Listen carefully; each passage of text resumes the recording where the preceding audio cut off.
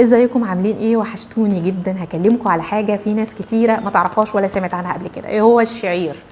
الشعير في ناس كل معلوماتها عن الشعير ان هو كان القدماء المصريين بيستخدموه في النظام الغذائي بتاعهم، بس هو الشعير ليه شهره اكتر في الدول العربيه عننا يعني، لكن صراحه احنا المفروض محتاجين ان احنا ندخله في نظامنا الغذائي.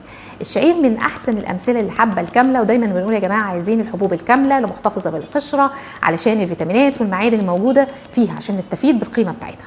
الشعير البروتين بتاعه عالي، في احماض امينيه كتيره حوالي 18 حمض اميني، فهو مناسب جدا للنباتيين، مناسب جدا للناس اللي ما بتاخدش بروتين كفايه، فحلو جدا ان احنا ناخده من الشعير. تاني حاجه الياف، والياف كتيره، يعني احنا بنتكلم على صحه الجهاز الهضمي، بنتكلم على مناعه كويسه، بنتكلم على كوليسترول قليل، بنتكلم على ان احنا نحافظ على نسبه سكر، يعني سكر الدم ما يعلاش مننا مره واحده. طيب مليان فيتامينات ومعادن، لسه كده من هنا لغايه بكره الصبح في كل حاجه صراحه. عشان كده احنا بنستخدمه لمرضى السكر. ليه؟ لان هو بيحافظ على سكر الدم، ده ابطو ان هو ممكن ينزل سكر الدم، مناسب جدا حتى الناس اللي هم مرحله ما قبل السكر، والناس اللي عايزه تحمي نفسها من مرض السكر ياكلوا شعير. مناسب للكوليسترول، بينزل كوليسترول الدم.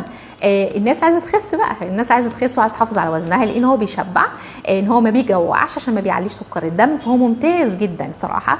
وكمان دي خاصيه ان ده مدرج من ضمن الاكل اللي بنسميه الانتي كانسر، يعني بيقي من السرطانات. طب احنا ندخل الشعير ازاي في حياتنا؟ يعني اول حاجه بيعملوا منه عيش وبيعملوا منه بسكوت، يعني ممكن نعمل منه، نستخدم دي الشعير ان احنا نعمل منه بسكوتات، نعمل منه عيش. تاني حاجه بقى اللي هي انا بحبها جدا صراحه، اللي هي التلبينه. التلبينه دي اول حاجه ان هي سنه عن الرسول عليه الصلاه والسلام.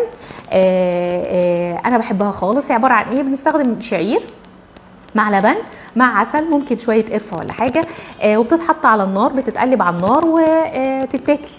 يعني ليها وصفات كتيره جدا. ممكن نستخدم الشعير نفسه كحبايه كامله على بعضيها، بس بيتغسل ويتنقع كويس مثلا ممكن من بالليل، وبعد كده بستخدمه احط عليه اللبن واحطه على النار، شويه قرفه وفانيليا، وبعد كده بعد ما يستوي احط عليه معلقه العسل.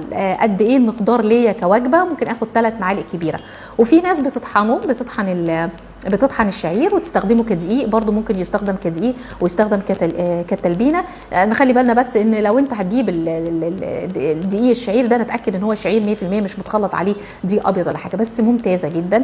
ممكن نستخدمها كفطار، ممكن نستخدمها كعشاء او سناك، بدل بقى الكورن فليكس والحاجات التعبانه اللي مليانه سكر وحاجات اللي ملهاش اي لازمه دي. لو دخلنا الشعير مره في اليوم يبقى احنا كده عملنا حاجه جميله. هتكتشفوا قد ايه ان انتم مبسوطين. اولا كمان خلي بالكم هي بتدفي، يعني هي مناسبه كمان، عامله زي البليله كده في الشتاء ممكن نتعشى بيها وتدفي. فحاولوا تدخلوا الشعير، جربوا كده حاجه جديده واكيد هتعجبكم. انا بحبها جدا صراحه، وقعدت فتره طويله يعني ماشيه عليها فتره طويله، يعني كنت محتاجاها في فتره كده من حياتي، كانت ممتازه الصراحه.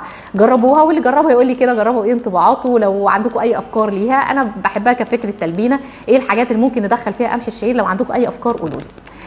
اتمنى ان الفيديو ده يكون عجبكم، واتمنى كمان ان انتوا فعلا تدخلوه، لان هو كنز مخفي واحنا ناسينه شويه. اشوفكم على خير، باي باي.